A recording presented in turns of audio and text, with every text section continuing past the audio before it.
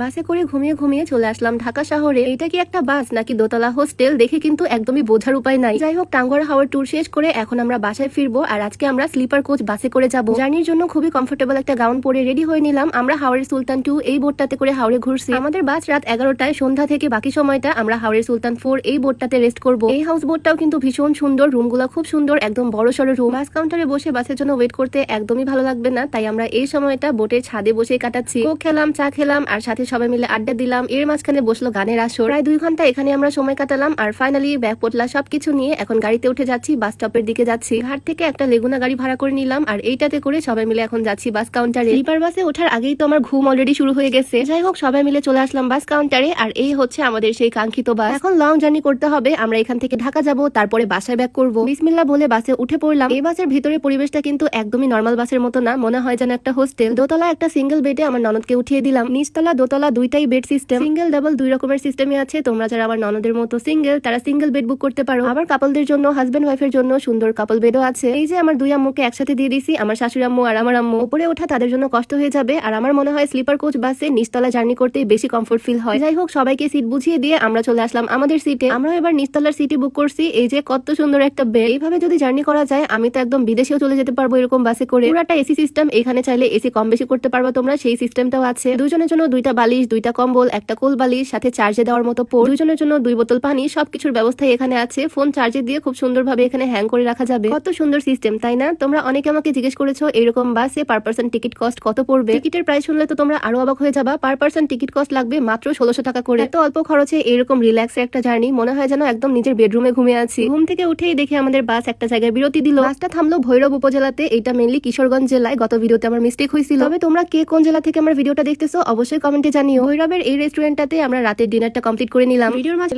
পেট ভরে এখান থেকে খাওয়া দাওয়া করে নিলাম। আর এখন আবারও রওনা দিয়ে দিচ্ছি। এই যে আমাদের বাস, বেঙ্গল স্লিপার বাস, এই বাসে করে কমফোর্টেবলি জার্নি করতেছি আজকে, একদম ঘুমিয়ে ঘুমিয়ে। খাওয়া দাওয়া করে আবারও বেডে চলে আসলাম। আবারও এসির মধ্যে কম্বল মুড়ি দিয়ে ঘুম দিব। এসেই দিলাম এক ঘুম, আবারও আরেক ঘুমে চলে আসলাম ডিরেক্ট ঢাকাতে। পার পার্সন মাত্র 1600 টাকায় এইরকম একটা লাক্সারিয়াস বাস জার্নি ভাবা যায়? এইরকম একটা বাসে সারা দেশে এক জায়গা থেকে আরেক জায়গায় তোমরা রিল্যাক্সে জার্নি করতে পারবা। এই বাসের টিকিট যারা বুক করতে চাচ্ছ, আমি নাম্বারটা কমেন্টে দিয়ে দিব। তো যাই হোক, বাসটা আমাদেরকে ঢাকাতে নামিয়ে দিল। আর আম্মুদেরকে সবাইকে নিয়ে ডিরেক্ট যাচ্ছে নাটোরে। আমাদের ঢাকা নামার মেইন রিজন হচ্ছে ঢাকাতে আমাদের গাড়ি আছে, গাড়িটা নিয়ে আমরা বাড়িতে যাব। ফাহিম ভাইয়া, মুস্কান ভাবি যদিও অনেক মন খারাপ করতেছে, কারণ আমাদের এখানে থাকার কথা ছিল। তবে আজকে আমরা আর এখানে রেস্ট করব না, একদম ডিরেক্ট জার্নি করে নাটোরে চলে যাব। অনেকদিন ভাবির সাথে একসাথে ছিলাম, ভাবিকেও অনেক বেশি মিস করব। ভাবিকে বিদায় দিয়ে দিলাম, তবে খুব সুন আবারও আসবো ইনশাল্লাহ, কারণ ঢাকা আমাদের প্রায়ই আসা হয়। গতকাল রাত্রে রওনা দিয়েছিলাম, ভোরবেলা ঢাকা পৌঁছালাম। আর এখন ভোরবেলা ঢাকা থেকে রওনা দিচ্ছি, দুপুরের আগে নাটোরে পৌঁছে যাব ইনশাল্লাহ। সবকিছু মিলিয়ে এই কয়েকদিন খুব ভালো সময় কাটালাম। আর তোমাদের সাথেও ভিডিও শেয়ার করেছি, কেমন লাগলো অবশ্যই জানিও। দেখা হয়ে যাবে তোমাদের সাথে নতুন কোনো ভিডিওতে। সবাইকে আল্লাহ হাফেজ, আসসালামু আলাইকুম।